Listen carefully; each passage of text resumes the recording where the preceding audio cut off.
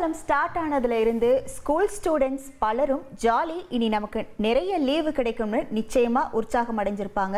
ஆனா அதே நேரம் பெரியவங்க மத்தியில உசுறு பயத்தை விதைச்சிருக்கு இந்த சம்பவங்கள்.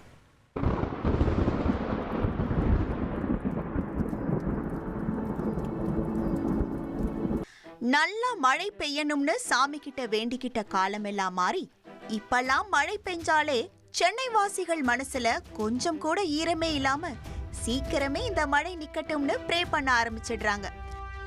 மக்களோட இந்த மனநிலைக்கு காரணம், லேசா மழை ஸ்டார்ட் ஆகும் போதே மின்சாரம் துண்டிக்கப்படுறது, வீட்டுக்குள்ள வெள்ள நீர் விசிட் பண்றது, சாலையில படகு சவாரி போறதுன்னு ஒவ்வொரு மழை காலத்திலேயும் டேஜாவு எஃபெக்ட்ல மாட்டிக்கிட்ட மாதிரியே இதே இன்னல்களை தான் அனுபவிக்க நேரிடுது.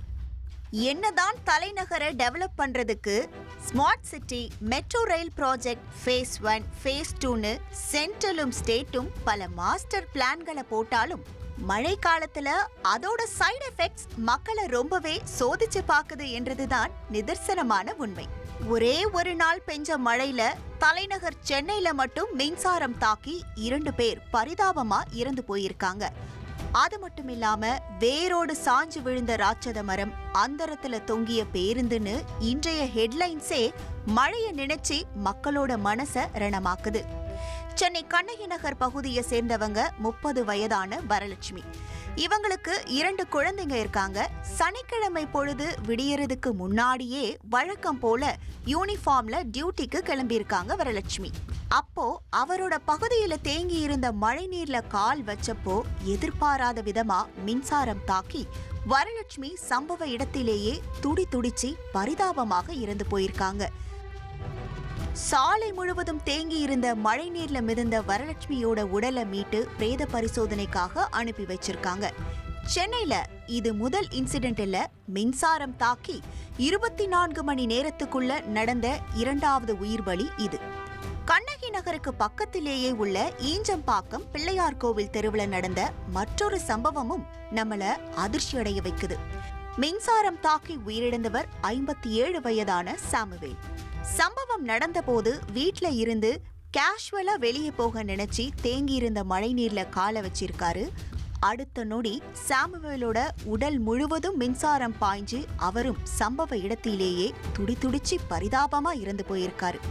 24 மணி நேரத்துக்குள்ள 2 உயிர் பலியானு கடுப்பான கண்ணகி நகரை சேர்ந்த மக்கள் தங்களோட உயிருக்கு உத்தரவாதம் இல்லைன்னு போராட்டத்துல ஈடுபட முயன்றிருக்காங்க.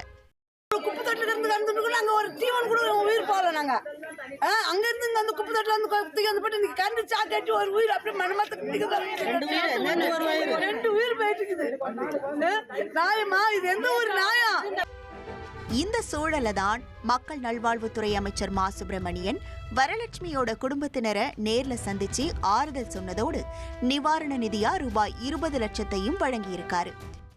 வேலைக்கு செல்வதற்காக அவர் போன போது வழியில் இருந்த ஏற்கனவே பாதாள சாக்கடை பணிக்காக தோண்டப்பட்ட ஒரு பள்ளத்தில் தேங்கி இருந்த நீரில் மின்கசிவு ஏற்பட்டிருக்கிறது. அந்த நீரில் கால் வைத்த போது அவர் மின்சாரம் தாக்கி பரிதாபமாக உயிரிழந்திருக்கிறார். இந்த தகவல் கேள்விப்பட்ட உடனே மாண்புமிகு தமிழ்நாட்டின் முதலமைச்சர் அவர்கள் உடனடியாக அவரை மருத்துவமனைக்கு கொண்டு சென்று இன்றைக்கு உயிரிழந்த நிலையில் அங்கே பிரேத உடற்கூறாய்வு என்பது நடைபெற்றுக் கொண்டிருக்கிறது. இந்த நிலையில் மாண்புமிகு முதல்வர் அவர்கள் அந்த குடும்பத்திற்கு உடனடியாக உதவிட வேண்டும் என்கின்ற வகையில் உத்தரவிட்டு தமிழ்நாடு மின்சார வாரியத்தின் சார்பில் ரூபாய் 10 லட்சமும், இந்த தூய்மை பணியை மேற்கொள்ளுகிற ஒப்பந்தக்காரர்களான உன்வாசர் அந்த அமைப்பின் சார்பில் 10 லட்சமும் ஆக 20 லட்சம் ரூபாய் உடனடியாக நிவாரணமாக வழங்கிட வேண்டும் என்று உத்தரவிட்டு 20 லட்சம் ரூபாயை மறைந்த மரியாதைக்குரிய சகோதரி வரலட்சுமியின் கணவர் திரு ஜி ரவி அவர்களிடத்தில் ஒப்படைக்கப்பட்டிருக்கிறது. இது ஒருபுறம் இருக்க, சென்னை நுங்கம்பாக்கம் லயோலா கல்லூரி அருகே உள்ள ஸ்டெர்லிங் சாலையில கனமழையின் காரணமா ராட்சத மரம் வேரோடு சாஞ்சி விழுந்திருக்கு. சம்பவம் நடந்தது அதிகாலை நேரமா இருந்த காரணத்தால பெரும் அசம்பாவிதம் தவிர்க்கப்பட்டு இருக்கிறதா அப்பகுதி வாசிகள் தெரிவிச்சிருக்காங்க. இதுபோல ஆபத்தான நிலையில உள்ள மரங்களையும் மின்சார கம்பங்களையும் கணக்கெடுத்து சென்னை மாநகராட்சியும் மின்சார வாரியமும் முன்னெச்சரிக்கை நடவடிக்கை மேற்கொண்டு மக்களோட பாதுகாப்பை உறுதி செய்ய வேண்டும் என்பதே அனைவரின் எதிர்பார்ப்பாகவும் உள்ளது. விருதுநகர் மாவட்டம் ஸ்ரீவில்லிபுத்தூர் அருகே காரில் அதிவேகமாக வந்ததோடு இடிப்பது போல் வந்து ஆபாசமாக பேசியவர்களை அரசு பள்ளி மாணவர்கள் தாக்கும் வீடியோ வெளியாகி அதிர்ச்சியை ஏற்படுத்தியுள்ளது.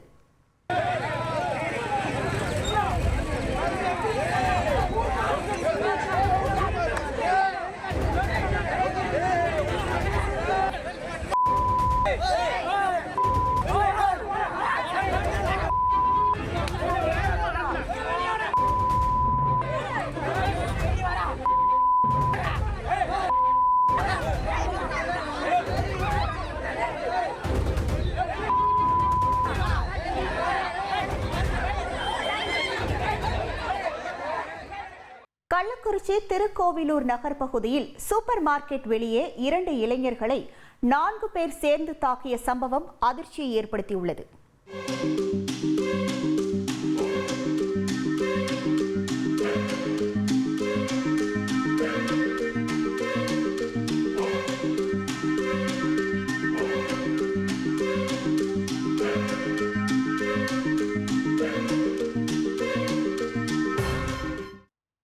ஆவிக்கொளப்பாக்கம் கிராமத்தை சேர்ந்த ஆனந்தன் மற்றும் அரும்பாக்கம் கிராமத்தை சேர்ந்த காத்தவராயன் ஆகியோர் தனியார் பள்ளி வேன் ஓட்டுநர்களாக பணியாற்றி வருகின்றனர். இந்த நிலையில் திருக்கோவிலூர் நகர் பகுதியில் உள்ள சூப்பர் மார்க்கெட்டில் பொருட்கள் வாங்க சென்ற ஆனந்தன் மற்றும் காத்தவராயனை 4 இளைஞர்கள் வெளியே அழைத்து வந்து தாக்குதல் நடத்தியுள்ளனர். வேலூர் மாவட்டத்தில் கனமழை பெய்து வரும் நிலையில் இருசக்கர வாகனத்தில் பொன்னை ஏரியை கடக்க முயன்ற தம்பதி வெள்ளத்தில் சிக்கிய நிலையில் அங்கிருந்தவர்கள் பத்திரமாக மீட்டனர். அது தொடர்பான காட்சிகளை பார்க்கலாம்.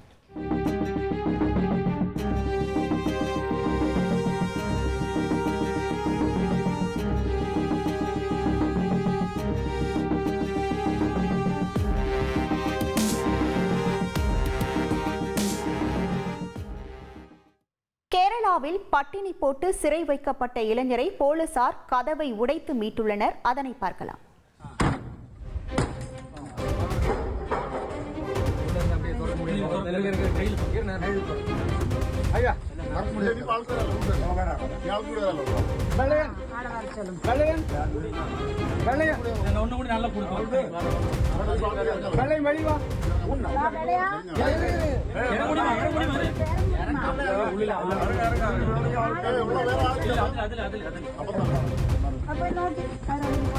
எல்லாம் திறந்து விடலாம். இல்ல அந்த கதை திறக்கணும், அங்கதான் போகணும். ஒரு கால் படுத்து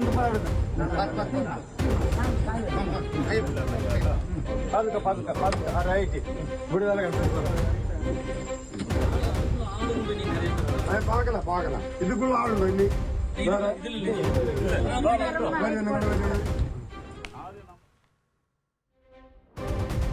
கேரள மாநிலம் பாலக்காடு அருகே பட்டினி போட்டு தனி அறையில் பழங்குடியின இளைஞர் சிறை வைக்கப்பட்ட சம்பவம் அதிர்ச்சியை ஏற்படுத்தியுள்ளது. தகவல் அறிந்து சாம்பக்குழி பகுதிக்கு வந்த போலீசார் கதவை உடைத்து இளைஞரை மீட்டனர். மது அருந்தியதாக குற்றம் சுமத்தி தாம் பணிபுரிந்த சொகுசு விடுதியின் உரிமையாளர் தன்னை சிறை வைத்ததாக வேதனை தெரிவித்த அவர் 6 நாட்கள் சாப்பாடு போடாமல் அடித்து சித்திரவதை செய்ததாகவும் குற்றம் சாட்டினார். இது தொடர்பாக கொல்லங்கோடு போலீசார் விசாரணை செய்து வருகின்றனர். கேரளாவில் படகு கவிழ்ந்து விபத்துக்குள்ளானதில் கடலில் தத்தளித்த மீனவர்களை சக மீனவர்கள் போராடி மீட்டுள்ளனர்.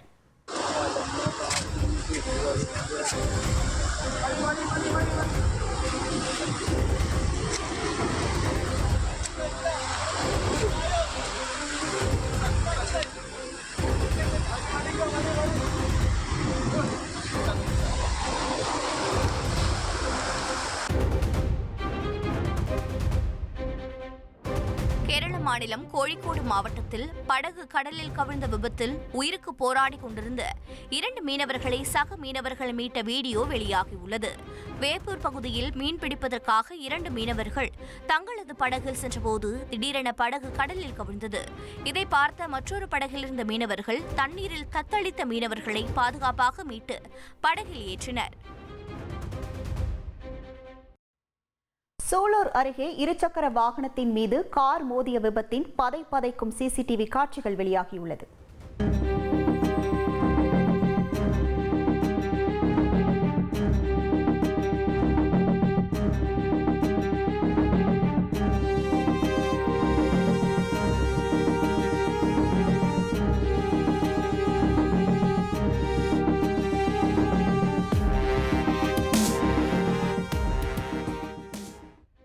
கோவை செஞ்சேரிமலை பகுதியைச் சேர்ந்த இலக்கியா மற்றும் அவரது சகோதரர் சரண் ஆகியோர் கல்லூரிக்கு செல்ல இருசக்கர வாகனத்தில் பயணித்தனர். அப்போது கல்லூரி பேருந்தை முந்தி செல்ல முயன்றபோது எதிரே வேகமாக வந்த கார் அவர்கள் மீது பயங்கரமாக மோதியது. இந்த விபத்தில் இருவரும் படுகாயமடைந்தனர்.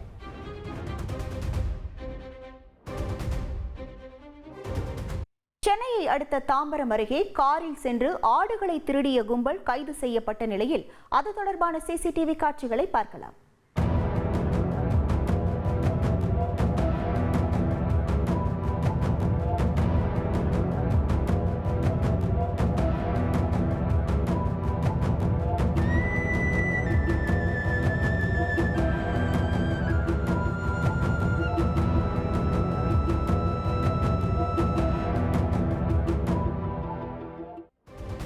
சென்னை வேங்கைவாசல் பகுதியைச் சேர்ந்த பன்னீர்செல்வம் என்பவரின் 13 ஆடுகள் திருடு போனது. இதுகுறித்து அவர் அளித்த புகாரின் பேரில் போலீசார் விசாரணை நடத்தினர். இதில் காரில் வந்த அருண்குமார், பாலகிருஷ்ணன், அயாஸ் சுதீன், தாரிக் அகமது ஆகியோர் ஆடுகளை திருடியது அம்பலமானதால் போலீசார் அவர்களை கைது செய்தனர். அயாஸ் சுதீன், தாரிக் அகமது ஆகிய இருவரும் இறைச்சி கடை நடத்தி வருவதும் இவர்கள் வேறு திருட்டு சம்பவத்தில் ஈடுபட்டு உள்ளார்களா எனவும் போலீசார் விசாரணை நடத்தி வருகின்றனர். வானகரத்தில் இளைஞர் ஒருவரை ஓட விரட்டி வெட்டிய வழக்கில் திருநங்கை உட்பட 7 பேரை போலீசார் கைது செய்துள்ளனர். ராம்நாடை சேர்ந்த அஜித்குமார் வானகரத்தில் உள்ள டிரான்ஸ்போர்ட் நிறுவனத்தில் பணியாற்றி வந்தார். பணி முடிந்து வீடு திரும்பிய அவரை வழிமறித்த மர்ம நபர்கள் கத்தி உள்ளிட்ட பயங்கர ஆயுதங்களால் ஓட விரட்டி வெட்டி சாய்த்தனர். விசாரணையில் அஜித்குமார் ரீட்டா என்ற திருநங்கையுடன் பழகி வந்ததாகவும் திருமணம் செய்து கொள்வதாக கூறி வந்த நிலையில் திடீரென வேறொரு பெண்ணை திருமணம் செய்து கொள்வதாக கூறி பிரிந்ததாக கூறப்படுகிறது. இதனால் அஜித்குமாரை தீர்த்து கட்ட முடிவு செய்த ரீட்டா மாங்காடு பகுதியைச் சேர்ந்த விஷ்ணுவுடன் சேர்ந்து இந்த கொலை சம்பவத்தில் ஈடுபட்டது தெரியவந்தது. இதனைத் தொடர்ந்து ரீட்டா உட்பட 7 பேரை போலீசார் கைது செய்தனர். தேனி மாவட்டம் ஆண்டிப்பட்டி அருகே தெப்பம்பட்டியில் உள்ள அரசு மேல்நிலைப்பள்ளி வளாகத்தில் நிர்வாணமாக ஆணின் சடலம் கண்டெடுக்கப்பட்ட சம்பவம் அதிர்ச்சியை ஏற்படுத்தியுள்ளது. இதுகுறித்து ராஜதானி காவல் நிலையத்துக்கு தகவல் கொடுக்கப்பட்ட நிலையில் சம்பவ இடத்திற்கு வந்த போலீசார் உடல் முழுவதும் காயங்களுடன் நிர்வாணமாக கிடந்த சடலத்தை கைப்பற்றி விசாரணை மேற்கொண்டனர். விசாரணையில் சடலமாக கிடந்தது தெப்பம்பட்டி கிராமத்தை சேர்ந்த ஆட்டோ ஓட்டுநர் தங்கமலை என்பது தெரியவந்தது. ஆட்டோ ஓட்டுநர் தங்கமலையை கொலை செய்தது யார், கொலைக்கான காரணம் என்ன என்பது குறித்து போலீசார் தீவிர விசாரணை மேற்கொண்டு வருகின்றனர். புதுச்சேரியில் கோவில் நிலத்தில் ஆக்கிரமிப்பு அகற்றப்படாததை கண்டித்து கிழக்கு கடற்கரை சாலையில் மக்கள் போராட்டத்தில் ஈடுபட்டதால் போக்குவரத்து பாதிக்கப்பட்டது.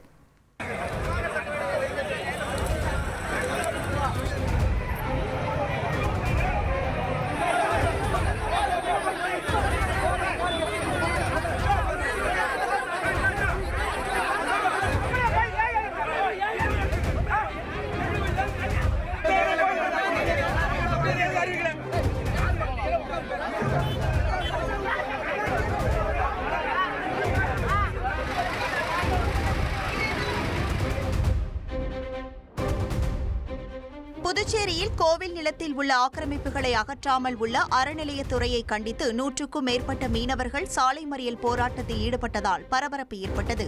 காலாப்பட்டில் அமைந்துள்ள செங்கழுநீர் அம்மன் கோவிலுக்கு சொந்தமான இடத்தில் ஆக்கிரமிப்புகளை அகற்றக் கோரி நீதிமன்றம் உத்தரவிட்டது.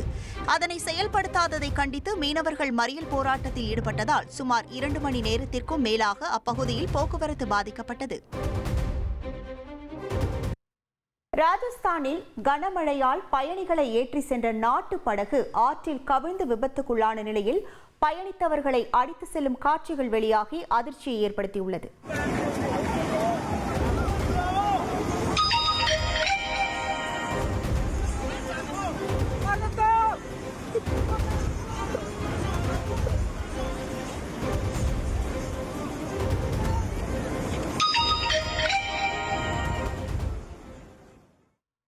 யுக்ரைனுக்கு எதிரான போரில் ரஷ்யாவுக்கு ஆதரவாக வடகொரியா வீரர்கள் போரிடும் காட்சிகள் வெளியாகி உலக நாடுகளிடையே அதிர்வலைகளை ஏற்படுத்தியுள்ளது.